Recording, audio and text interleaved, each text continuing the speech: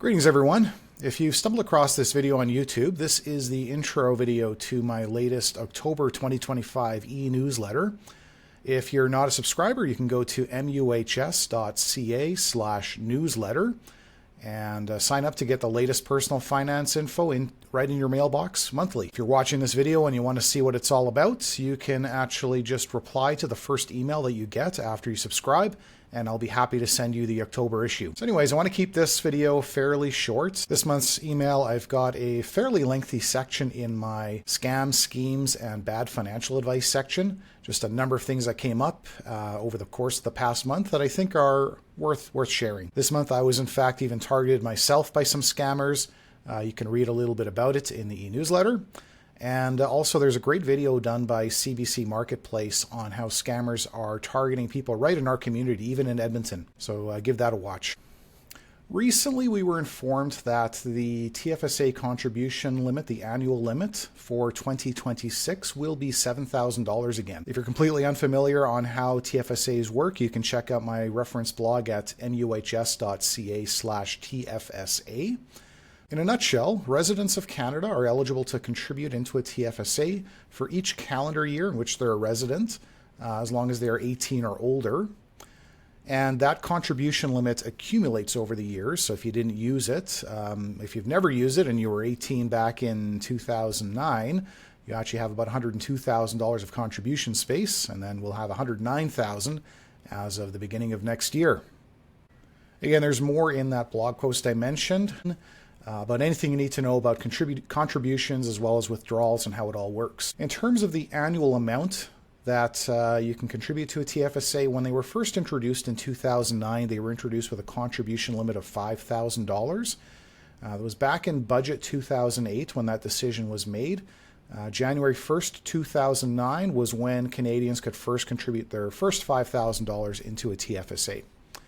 So that amount also has always been intended to grow with inflation in $500 increments. So I thought I'd look at what did the Canada Consumer Price Index do over those years from roughly late 2008 until present, and has the contribution limit actually followed CPI?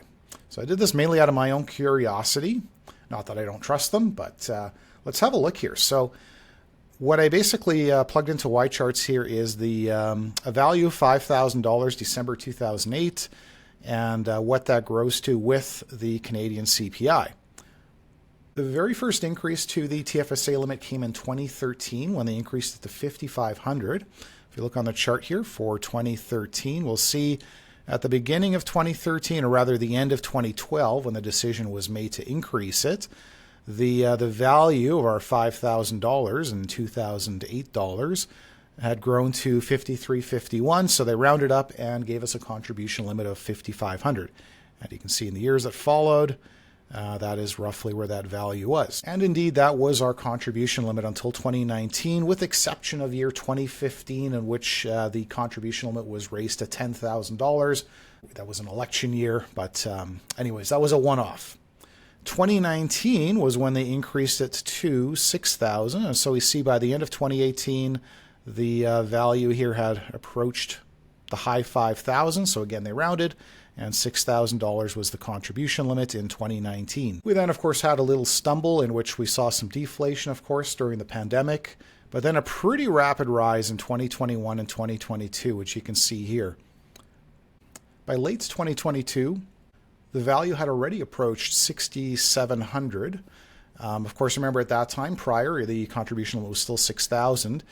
They decided, I guess, at that time to just raise it by $500, but I know there were a lot of people at that time already predicting that within a year they'd be increasing the limit again, and you can kind of see how that came about. So that is, again, how, and we all remember living through it, the rapid inflation we saw in those years. That's kind of how it looks like in the greater scheme of things over these past 16 years. So we had the limit increase to $6,500 in 2022. We saw the value go up quite a bit here in 2021, 2022. By the end of 2022, they raised that limit to $6,500. Obviously, a fair bit less than what that value is showing there on my screen here. Clearly, by the end of 2023, We were at 6,997. It made a lot of sense for 2024 to raise the limit again to 7,000. That's why we had that only that 1 year in which it was 6,500. And where we stand today now, we kind of are caught up. We were a little bit behind, but we're caught up. And with that value as of the end of August, I don't have anything more recent, being at 7,200, they decided we're going to stay pat at 7,000. Now, if this trend continues, it's probably fairly likely that for 2027, we'll get that increase to 7,500. But again, I just wanted to show this. Both I wanted to see this for my own curiosity and also that they are holding to at least the CPI figure, which was always the intention of the TFSA contribution limit increases. So again, check out my TFSA blog, my TFSA wiki page, I call it, for a lot of the latest information. I'll probably update it again next year. And that is also a good primer for anyone that just doesn't really understand how TFSAs work, which is understandable. They can be fairly complex. No new podcast for October. Past month was a month of a lot of travel, and I'm just catching up. And of course, my priority is always to my clients. I will try to continue the pattern of 1 podcast per month, so maybe 2 will come out in the month of November, and we'll go from there. You can, of course, if you're interested and you're just finding this YouTube channel for the first time, go to the section on podcast and see any past episodes where Justin and I talk about a number of financial topics. And then, of course, stay tuned probably a few weeks from now for our next episode. Okay, that's it. Take care for now.